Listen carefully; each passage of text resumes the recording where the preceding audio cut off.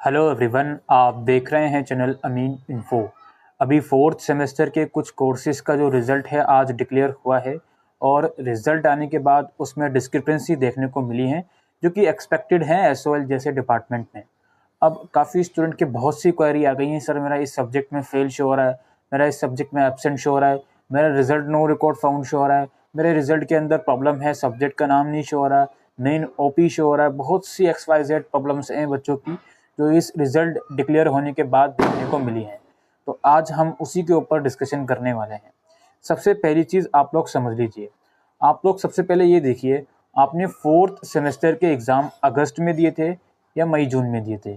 अगर आपने fourth semester के चाहे एक एग्ज़ाम हो, दो हो या सारे ही एग्ज़ाम हो, कोई भी एग्ज़ाम आपने अगस्त में या सारे ही एग्ज़ाम आपने अगस्त में दिए हैं और आपका result no record found show हो रहा है, इट मीन्स कि आपका रिज़ल्ट अभी डिक्लेयर नहीं हुआ है। इट मीन्स कि सेकंड फेज़ वाले बच्चों का अभी रिज़ल्ट डिक्लेयर नहीं हुआ है। तो आप लोगों को वेट करना है, वेट करने के अलावा कोई और ऑप्शन नहीं है। अगेन मैं रिपीट कर लेता हूँ, अगर आपने अगस्त के अंदर फोर्थ सेमेस्टर के सारे या फिर कोई एक या दो पेपर भी इवन आपने दिया है और आपका result no record found show हो रहा है, तो आपको वेट करना है बिकॉज सेकंड फेज का रिजल्ट अभी नहीं आया है। इसके बाद हम आगे बढ़ते हैं।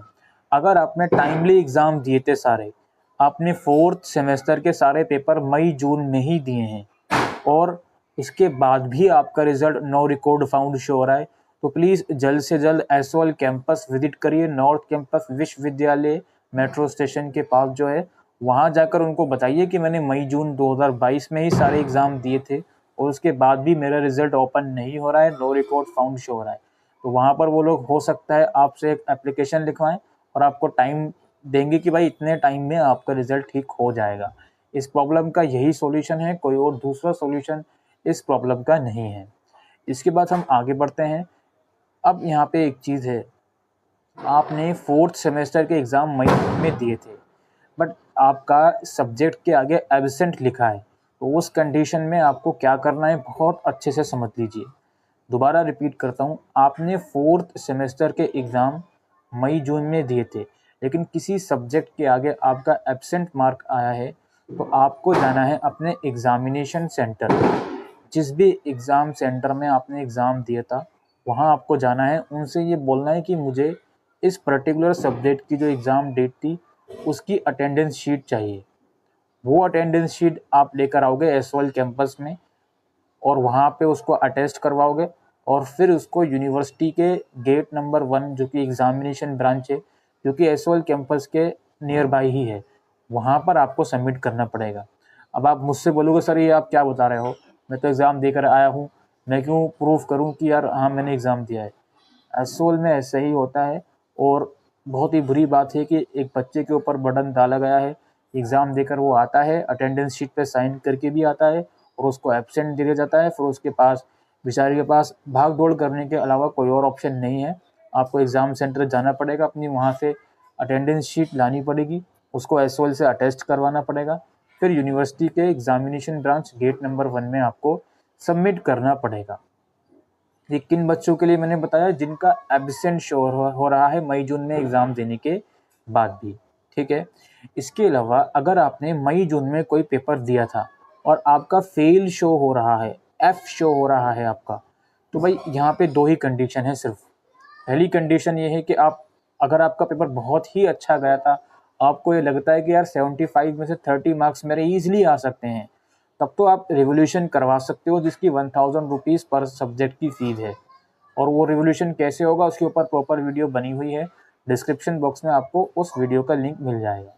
और सेकंड सॉल्यूशन इसका ये है कि आप, अगर आपका एफ आया है, आप रिवोल्यूशन नहीं करवा सकते, इतने पैसे आपके पास नहीं हैं, तो आपको ये पर्टिकुलर सब्जेक्ट का जो एग्ज़ाम है ये 6 सेमेस्टर के साथ देना पड़ेगा मई जून 2023 में। और जब अभी 5th सेमेस्टर के यानी कि 3rd ईयर के एडमिशन फॉर्म निकलेंगे, तो उस फॉर्म फिल करते टाइम आप ये जो आपका ईयर आया है 4th सेमेस्टर में, वो सब्जेक्ट भी आपको ऐड करना पड़ेगा। इसकी थोड़ी 300-400 रुपये की फ़ीस भी एक्स्ट्रा ऐड होगी, ठीक है। तो जिन बच्चों का एफ आया है मई जून में एग्ज़ाम देने के बाद भी, उनका यही सॉल्यूशन है दो। वो बात अलग है कि आप एसओएल डिपार्टमेंट में प्रेशराइज करो कि यार हमारा पेपर बहुत अच्छा गया था उसके बाद भी ये हमें क्यों कहा जाता है कि आप रेगुलेशन करवाइए, आप ये करवाइए। ठीक है, तो यही सॉल्यूशन है यार। मैं ज़्यादा कुछ बोलूँगा तो फिर मैं बहुत आगे निकल जाऊँगा। कुछ बोलना नहीं चाहता मैं डिपार्टमेंट के बारे में, बट बोलना चाहता हूँ, बट बोल नहीं सकते अनफॉर्चुनेटली फिर भी। इसके बाद बारी आती है, देखो आपका अगर 4th सेमेस्टर का रिजल्ट आया है, उसमें आप क्लियर कर लिया आपने सारे सब्जेक्ट, लेकिन आपका 3rd सेमेस्टर का, ध्यान से सुनिएगा मेरी बात, 3rd सेमेस्टर की किसी सब्जेक्ट में स्टिल एब्सेंट शो हो रहा है। आपने वो पेपर दिसंबर 2021 या सेकंड फेज मार्च 2022 में दिया था, उसके बाद भी उस सब्जेक्ट में आपका एब्सेंट शो हो रहा है, तो आप यूनिवर्सिटी के कैंपस में विजिट करिए, एसवाल कैंपस में, वहाँ जाकर उनको बताइए कि मैंने ये पेपर 3rd सेमेस्टर का दिया हुआ है, मेरा 4th सेमेस्टर का रिजल्ट आ गया, वो तो क्लियर है, बट 3rd सेमेस्टर की जो सब्जेक्ट हैं एब्सेंट वाली, वो अभी भी एब्सेंट शो हो रहा है, तो प्लीज़ इसका सॉल्यूशन दिया जाए। तो वो लोग आपसे लाइब्रेरी में भेजेंगे आपको, आपका रोल नंबर लिखवा लेंगे, या कहेंगे वेट करो हम ठीक कर देंगे। ठीक है, मुझे ये भी पता है कैंपस में जाके आपसे क्या कहा जाएगा, लेकिन अल्टीमेटली कैंपस में आपको जाना पड़ेगा पहले। घर बैठे बैठे यार कुछ नहीं हो सकता यहाँ पे।